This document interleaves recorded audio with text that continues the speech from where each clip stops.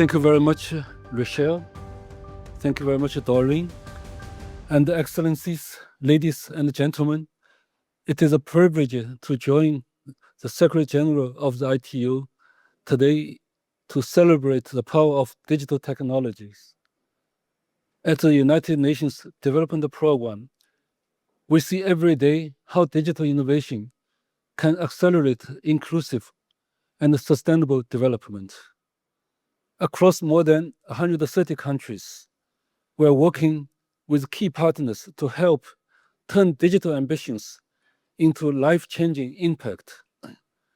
This evening, we will hear, as Doreen said, from visionary leaders pioneering new ways to leverage technologies, forging partnerships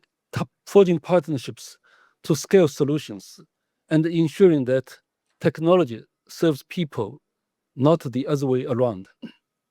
Throughout our evening and across the Digital UNGA affiliate events throughout this week, we must all think about how we can increase our ambition, forge new partnerships, and stay connected to the hopes and the concerns of people everywhere.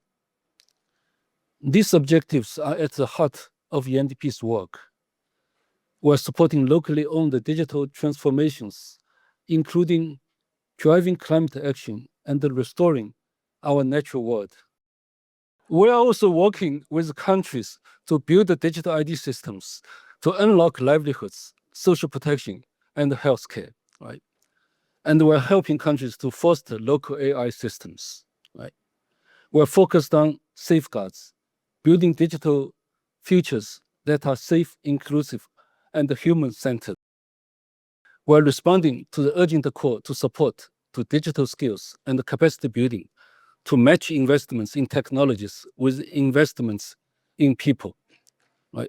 Excellencies, ladies and gentlemen, right? The story of digital is not about devices, platforms, or algorithms.